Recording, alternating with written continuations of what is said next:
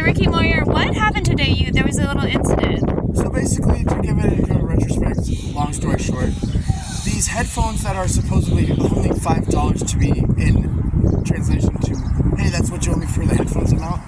They were so what I thought was to be accidentally left behind at what's called the tower down here in Astoria. They were under the stairs he had been sitting on. I thought he accidentally left behind. No, he purposely left there for him to be able to obtain later at a certain period of time. I grabbed him, put him on my neck, and was trying to find Mr. Moses to give them back to him.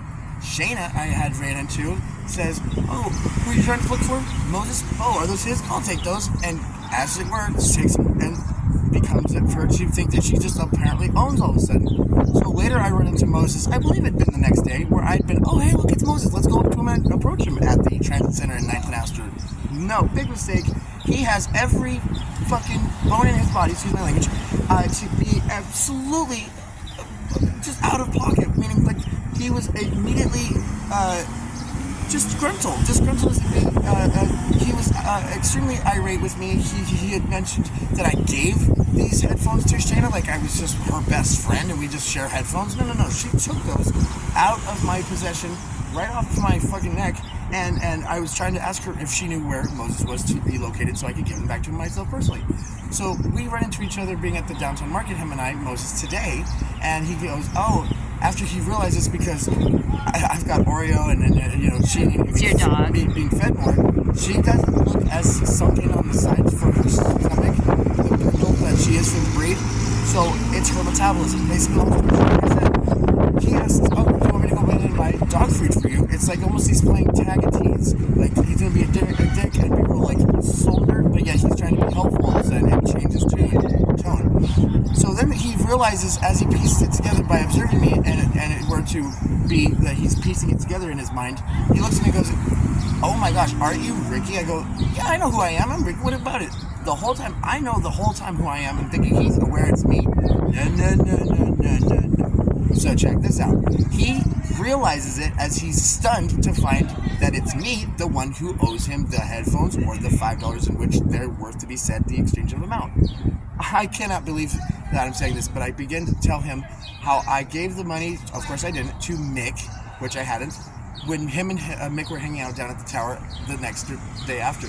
So when I was to give that to him, as it were, to be taken care of, I never anticipated that all of this would have transpired, but I never meant for Mick to give money to Moses, because I didn't give Mick money. So it's a long story short. Mick never got any money, like I told Moses I had given him.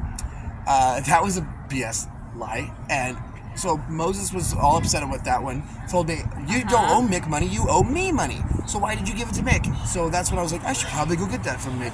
Yeah, I want to be helpful. I want to do the right thing. I'm trying to make this so I fix it, blah, blah, blah. No. He's like, "Why don't you go fix it, motherfucker? Do you want me to come back and stab your dog? How would you like me to kill your dog for you?" He threatens Oreo's life. My dog's name is Oreo.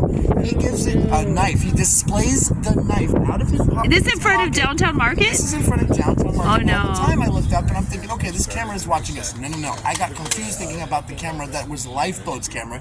He not only shows and displays his knife, of course it's different, but opens it displaying the blade. Oh, Jesus. Saying, "Would you like me to kill your dog? Come back and kill your dog." That's not a good way to get on your good side. Yeah. Or should I just kill you now here on the spot? Oh, Jesus. He uses the words. Did he get arrested? Did he get arrested? Nope, no, he doesn't.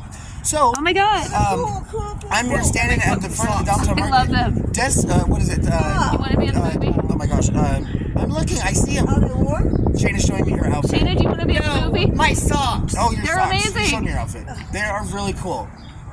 Yes, the ghosts. I see My them. ghosts are hanging out. I see them. Yes, I definitely love it. Okay. Well, thanks for telling us the Moses No, story. That was great. I was, what's her name? The lady who fucking owns the downtown market. Who's? Oh, Denise. And Denise is actually trying to, like, adamant that she's skedaddle. not being verbal and agitated. She wants us to move along. Like, She's take asking the us, little "Please take knife this somewhere straws." else." Let's not be in front of my store.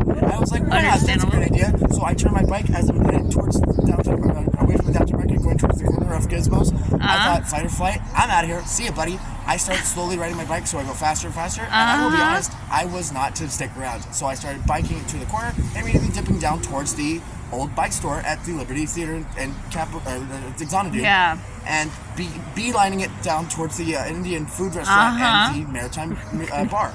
I lost him going into the art gallery of because he's chasing you. He's chasing you on his bike. As he's open blade bicycle chasing you? Pursuit. That's why you were so lit. And you were like, listen to my story. This now is legitimately. No, and the whole internet is going to find. Okay, the whole internet's going to know this. This is somewhere where what officer responded? So I go Randall. I asked the lady in that gallery under the ground at Astoria, and I asked the barber. Everybody else was like, he's a nice guy. Yeah, no, he knows. He's from Portland, where he's used to crazy stuff. Listen, I was trying to get somebody's phone so I could use it to call the non-emergency line to dispatch. Yeah. I finally get the barber to use his phone to say I get a hold of dispatch, and so I basically get a bypass free ticket through the door of what's one way to word things if it were. So the dispatcher goes, okay, hi, dispatch, Astoria dispatch, non-emergency, this is so-and-so dispatch, how may I help you? I go, so I have a question, what 800 units do you have on duty right now? She goes, I'm sorry, who is this? Moyer. Oh, okay. Right then and there, boom. The vault has been opened as it be her understanding and completely on board knowledge-wise how to, let's say, 800 units in cop speak. Exactly. And then, so 800 units codes. Means Astoria. Air 800. Okay, great. Seaside or oh, nice. Thank you for teaching us this. 1200 is OSP for Oregon State Police. I love you, Ricky. Way to go, Ricky. 100? Okay. So I think it was 108. Yeah, so, yeah, you're like, can I have the 800 units and find out who's on? Shift. Yeah, exactly. She tells me Sergeant Randall is on duty right now, and also so is Corey Garrick. I says, all right, let's see here. Corey Garrick, let's plan this out. Yeah, he wouldn't take me seriously. He would legitimately, I hate to say it, I told this to the dispatcher, he'd fuck me off, which means yes. So then, like, actually, this phone call's over. Like, he would not give me the benefit of the doubt. Right. He would look over it and say, and did you feel like Randall was going to give a damn? So I told the dispatcher, I would like to please make it so I can have in-person contact with Sergeant Randall. He will make it so that this gets taken care of. And boom, with that being said, I was saying to the dispatcher, okay, so I actually that too, but I also like to make so that he gives me phone contact. Oh wait, no, disregard. My phone's dead. So yeah, if he could meet me at the barbershop, dude, on point without a hard stop, drop of a beat, gives me the address 1009 Marine Drive. What man couldn't have been more helpful in that place? Nice guy. If you're watching nice this, Mr. Barbershop guy in the barbershop guy, you're a hero. Knife attack. What's it called? Underground Astoria. Astoria, you Oregon. are, like I said to him in person, you are greatly appreciated, sir. He lets me borrow his phone. I called on emergency, and so that phone call was made. And so I asked the dispatcher which 800 units are on duty right now. It's May 17th. So I told her I'll meet Sergeant Randall wherever it best that I find it to that he meet me. Okay. The little like what it is to be the underground.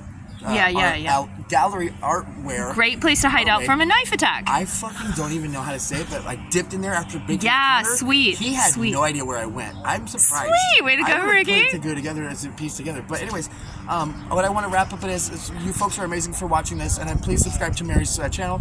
But also, I'm gonna close this little short video with it being said that I was able to get the dispatcher to understand with me, being that I talked most likely in code, so she understood, being a dispatcher, that I would like to make contact with Officer Randall in person, given the location I was at about no more than 20 minutes, folks.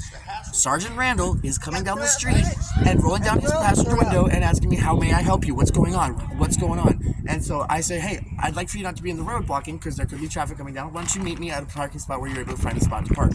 He flips on his rear upper decks. Let that be known to those that don't, that these are the upper headlights on his car that are the tactical takedown lights for his cop car to be issued, as it were the lights off the cop car, right? The lights on the back of the car coming on red and blue flashing like an emergency, I couldn't have been more relieved, let alone happy. So those that don't know, that means that the officer's taking his job seriously and doing what he should be doing. Sergeant Randall. Awesome. You are appreciated, Andrew. Oh, that's sweet. And so anyway, I told him this to his face. I was like, yeah, Corey, he wouldn't have taken this thing seriously. I hope he wasn't taking that. Corey's mellow, and that could be good in some situations. But or like take a job on to Carol Epling being almost killed by the superintendent. Grand Theft Auto. Yeah. Sergeant Randall does his. But where the hell is Moses? Is he hiding? Do we know he's hiding? We have no idea. At this point, it's being unknown to our knowledge. Our viewers have been subject to leave comments in the comment section. Like I said, subscribe. We don't know his actual physical location. It's unbeknownst to us that we lost him in the mix of all of the adrenaline, being that I was trying to make a getaway, a fast one nonetheless. So, with that being said, to wrap this up, it's been made a case of. It's been made to their discretion as far as brought to their eyes as it being, And they know him as a domestic abuser. He's attacked Lorraine, and he got away with that, and we're sick of it. Once I mentioned Lorraine Veach as the one that I'm referring to as whom Moses be, right there is all what was necessarily needed to be said. It was perfect. I was like a symphony being crushed. And aren't you a hero? You testified grand jury. Thank you so much. We're really proud of you, Ricky. I made it so. I was one of the very many few that stood up for Shayna. Thank you so much. Being attacked with an arson attack on her tent. And women should not be subjected to arson attacks. I told the counselors. I'm sorry you had to be traumatized. I told the 8 counselors of the court, City Hall, those that are the people, the group of, that he did this. This was subject to what was being used, XYZ, blah, blah, blah. I even provided Sergeant Duria with the evidence of half of the flare. Let's get that to be added in there. He was using a flare in his attack? He was planning to blow up the tent. Flare to want to like a weapons, like explosive. He was going to aim it to fire it inside of the tent. A flare. I'm so sorry. Him and Fishy. You mentioned it before. The flare broke in half. I ended up able to coordinating evidence. Evidence preservation. Yes, genius. Oh my gosh. So, with that being said, you are all appreciated. Thank you so much for watching this very short but long video. And Way to go, Ricky.